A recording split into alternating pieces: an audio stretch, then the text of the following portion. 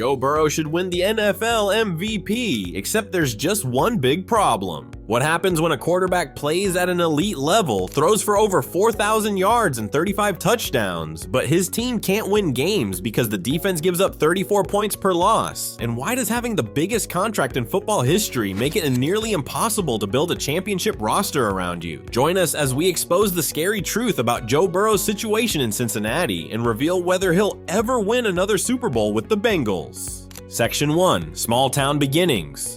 Joe Burrow was born in Ames, Iowa on December 10, 1996 to father Jim and mother Robin Burrow. The commonly thought of Ohio kid actually spent the first several years of his life in Ames, while his father coached high school football after a stint on staff with Iowa State University's football team. The Burrows, unsurprisingly, have a rather healthy athletic lineage. Joe's paternal grandmother set a Mississippi State high school record in basketball, scoring 82 points in a single game. Her husband, Joe's grandfather, played college basketball at Mississippi State. His uncle John played football at Ole Miss. His brothers played for Nebraska, and his father Jim played professionally in both the Canadian Football League and the National Football League and the NFL before turning to coaching. After a few years coaching high school, Jim got a job as a grad assistant with Nebraska, where the Burrows lived for a couple years before moving to North Dakota when Jim took a defensive coordinator position at North Dakota State. After a couple more years, Joe finally moved to Athens, Ohio when his father took a position with Ohio University, where he stayed as the longest tenured coordinator until his retirement in 2018. At the time of their move, Joe was 8 years old but was already lighting up the football field as a quarterback, which was peculiar for the Burrow family since all other family members were defensive players. Starting in 2011, Joe attended Athens High School, where he started at quarterback for 3 seasons, leading Athens to 3 playoff appearances and their first 7 playoff wins in school history.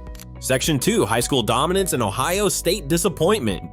Joe threw for an astounding 11,416 yards and 157 touchdowns and added another 2,067 yards and 27 touchdowns on the ground while starring for Athens football. In his senior season, Joe won Ohio Mr. Football and Gatorade Player of the Year and also starred on the basketball team, earning an All-State nomination. During his high school days, Burrow was listed as a 4-star recruit and the 8th-ranked dual-threat quarterback in the country. After spending the last decade of his life in Ohio, Joe got the opportunity to live out every Ohio kid's dream and signed with Ohio State. But after joining Ohio State following his senior season, the coming days in Columbus would be anything but easy. As a freshman in 2015 for the defending national champions, Joe redshirted. As a sophomore, he found himself buried on the depth chart behind a very talented list of quarterbacks led by JT Barrett. For the next 2 seasons, Joe sat behind JT, and in his 4th season after a heated quarterback battle, Joe realized he may never see the field at Ohio State. Even after lighting up the spring game, throwing for 238 yards and 2 touchdowns, it became apparent that Dwayne Haskins would inevitably become the starter. Joe transferred to LSU following the spring game in May of 2018. After the spring game, Joe said, "I didn't come here to sit on the bench for 4 years. I know I'm a pretty good quarterback. I want to play somewhere else." Joe had the talent, he had the confidence and swagger, he just needed an opportunity. At LSU, he got his shot. Section 3. LSU breakthrough and building chemistry. In Joe's first year at LSU, he won the starting role and began developing chemistry with a trio of young wide receivers, guys by the names of Terrace Marshall Jr., Justin Jefferson, and Jamar Chase. While Joe finally got his chance, the payoff wasn't immediate, but there were signs. Joe threw for just under 2,900 yards in 2018, adding 16 touchdowns to only 5 interceptions in a 10-3 season for the Tigers, highlighted by a stunning 7-overtime loss to Texas A&M, in which Burrow had to receive IV therapy due to fatigue, and capped off with a win over UCF in the Fiesta Bowl 40-32. Joe also added another 400 yards on the ground, well 399 to be exact, and 7 rushing touchdowns. The dual threat ability was undoubtedly still there. Joe got his much-needed experience. Jefferson was entering his junior year, Chase and Marshall were headed into their sophomore campaigns, and a new face was joining Joe's cast of receiving weapons in 2019. Thaddeus Moss, son of Hall of Fame wide receiver Randy Moss, along with the talented Clyde Edwards-Helaire at running back and a litany of defensive studs. The table was set for Joe's final season of eligibility. Even with the star-studded cast LSU had built under Ed Orgeron, not many foresaw what would come next. But But Joe's father, prior to the 2019 season, saw something others may not have and placed a 200-to-1 bet on his boy to win the Heisman, with a total payout of $400,000, a not so insignificant vote of confidence that his son would finally show the college football world his true potential. Section 4, the historic 2019 season. In 2019, Joe exploded. LSU rattled off 12 wins to cap off a perfect regular season, highlighted by a 471-yard, 4-touchdown game on the road against 9th-ranked Texas, and an incredible performance against an unbelievably talented Alabama roster. In the 46-41 shootout victory against the Crimson Tide, Burrow threw for 393 yards and 3 touchdowns, adding several Heisman-worthy moments to his near-perfect 2019 campaign. That season, Joe actually threw one more interception than he did in 2018, finishing the year with 6. He also added 44 more touchdowns with a total of 60, which at the time was an NCAA Division I record until it was broken by Bailey Zappi 2 years later. Joe threw for 5,671 yards, which led all of college football and was good enough for 3rd all time. Following his incredible regular season performance, Joe kept the train rolling. Burrow lit it up in the SEC championship game against Georgia with a 37-10 blowout victory, adding another 4 passing touchdowns. The following week, Joe unsurprisingly won the Heisman, Maxwell, Walter Camp, Johnny Unitas Golden Arm, Davey O'Brien, Lombardi, and Manning awards. Most impressive was his performance in Heisman voting when he beat out runner-up Jalen Hurts by an astounding 1,846 votes, the largest margin of victory in Heisman history. After all the award-winning and regular season dominance, the dust had settled. Joe and the Tigers were 13-0 and headed for the playoff, where they matched up with Jalen Hurts and Oklahoma in the Peach Bowl. They blew out Oklahoma 63-28. Joe threw for 7 touchdowns in the first half and finished with 493 total yards and 8 total touchdowns. The craziest part, Burrow did all of it in only 35 minutes of game time, sitting out the remainder to avoid injury. Section 5, National Championship and NFL Journey.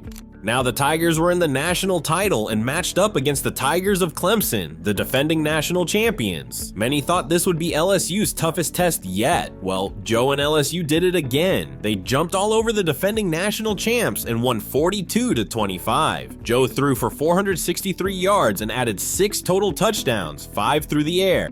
Joe and the 2019 LSU Tigers were perfect. He was the Heisman winner, they were national champions, and Joe's dad, Jim, was $400,000 richer after cashing in on the long shot bet he placed on his son, which if you ask Jim was never really a long shot at all. After Joe's remarkable 2019 performance, which to many appeared to come out of nowhere, Joe was the undisputed top quarterback prospect. At the combine, the main concern wasn't his measurables or production, it was his hand size. Joe's hands measured at 9 inches, which is small for a quarterback, causing many scouts to worry about ball protection. Nevertheless, with the Ohio kid available and an Ohio team on the clock, the Cincinnati Bengals made Joe Burrow the #1 overall pick in the 2020 NFL Draft. In his rookie campaign, Joe definitely showed growing pains, and the Bengals' lack of talent didn't help. Through 10 games, Joe and the Bengals were struggling at 2-6-1. In Week 11 against Washington, Joe went down. He was hit low, tearing his ACL, MCL, and damaging his PCL and meniscus. Joe was placed on injured reserve, done for the season with a long road to recovery ahead.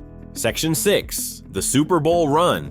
In the 2021 offseason, while Joe rehabbed, the Bengals made moves. Many felt the Bengals should address their offensive line to protect their franchise quarterback, but the Bengals went a different direction, and instead of taking tackle Penei Sewell, drafted a superstar receiver 5th overall who Burrow was quite familiar with from LSU. This receiver was Jamar Chase. In 2021, the Bengals finally took a leap forward. Burrow threw for 4,600 yards and 34 touchdowns to 14 interceptions, highlighted by an incredible 525-yard passing performance against the Ravens in Week 16 and a 446-yard, 4-touchdown performance in a 34-31 Week 17 win against the Chiefs. Joe was named Comeback Player of the Year. Jamar Chase won Offensive Rookie of the Year with over 1,400 yards receiving and 13 touchdowns. The Bengals finished 10-7, just enough to win the division. In the playoffs, the Bengals defense came to play. Against the Raiders, Burrow threw for 244 yards and 2 touchdowns, winning 26-19. In the divisional round, the Bengals went on the road and faced the top-seeded Tennessee Titans. Burrow threw for 348 yards despite being sacked 9 times. times, tying Warren Moon for the most in a playoff game. The Bengals won 19-16 thanks to a last-second game-winning field goal by rookie kicker Evan McPherson. In the AFC Championship, the Bengals and Chiefs clashed at Arrowhead. The game did not go as anticipated early, as Cincinnati fell behind 21-3, but in the second half, the Bengals battled back, scoring 24 unanswered. The Chiefs would answer with a field goal, forcing overtime. In the extra frame, the Bengals defense got a stop when Von Bell intercepted Mahomes, and once again, Evan McPherson delivered to send the Bengals to the Super Bowl for the first time since the 80s.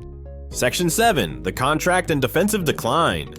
In the Super Bowl, Burrow and the Bengals matched up with Matthew Stafford, Sean McVay, and the Rams. The game was close, with the Bengals taking a 20-16 lead into the fourth. In the final quarter, Stafford and the Rams embarked on a 15-play, 79-yard drive, capped off by a Cooper Kupp touchdown with a little over a minute left to put the Rams ahead by 3. On the Bengals' final chance, Burrow turned the ball over on downs, and his hopes to bring home both a Lombardi and national championship in just 3 seasons came to an end. Just before the start of the 2023 season, Joe inked a new deal with the Bengals and deserved every penny, receiving a 5-year, $275 million contract that made him the highest paid player in football. But after receiving the contract in 2023, Joe and the Bengals took a step back. Joe struggled with several injuries, most notably a torn ligament in his throwing wrist. After the injury, Burrow was shut down for the season with the Bengals' record at 5-5. However, if we've learned anything about Joe Burrow, it's to never count him out. This season, Burrow has set the league on fire. He leads the league in passing yards, passing touchdowns, and has only thrown 8 interceptions. He's helped the Bengals battle back from a brutal start with 5 straight wins after a 4-8 record through 13 weeks. He's kept the Bengals in games with his playmaking ability, throwing for 300+ yards in both wins and losses. To be honest, the Bengals defense has drastically let Joe down, giving up an average of 33.9 points in their losses, including a 44-38 loss to the Steelers where Joe threw for 309 yards and 3 touchdowns, a 41-38 overtime loss to the Ravens where Joe threw for 392 and 5 touchdowns, and another 35-34 loss to Baltimore where Joe had 428 yards with 4 touchdowns.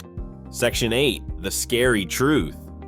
With this level of performance, it's easy to wonder why Burrow isn't the MVP frontrunner. Well, here's where the scary truth comes in. Burrow is very highly paid, justifiably so, and it's hard to say if another player is more valuable to their team than Joe. Yet the problem is it's hard to continue building out a talented roster with the sizable contract Joe currently has, making the Bengals reliant on continually hitting in the draft as opposed to keeping homegrown talent on second contracts or adding high-value pieces in free agency. The Bengals defense has taken a large step back since their Super Bowl run in 2021 and AFC Championship appearance in 2022. This is due to the loss of many defensive playmakers that the Bengals simply couldn't afford to keep around, like Jesse Bates and DJ Reader. The Bengals drafted replacements, but while they may turn out to be fine players, in the short term, they simply don't have the same impact. So the scary truth about Joe Burrow is that he may continue to play at an MVP caliber for a very long time, but without other talented players around him, great team success and the coveted MVP may never come. And while a few highly paid QBs like Aaron Rodgers and Lamar Jackson have won multiple MVPs, their organizations are renowned for drafting incredibly well. As far as Lombardis are concerned, only one quarterback has ever won a Super Bowl, taking up 17% or more of the cap with his contract, and he wears 15 in red. Joe Burrow leads the NFL in passing yards and touchdowns, while his defense gives up 34 points per loss, exposing the terrifying reality that his $275 million contract makes it nearly impossible to build a championship roster around him. The question is, can Burrow overcome the same salary cap trap that's destroyed countless elite quarterbacks' Super Bowl chances, or will he become another MVP caliber player who never wins a championship because one man can't carry an entire team? Drop your thoughts in the comments, and if you want more deep dives into the harsh realities facing NFL superstars, make sure you're subscribed. Thanks for watching.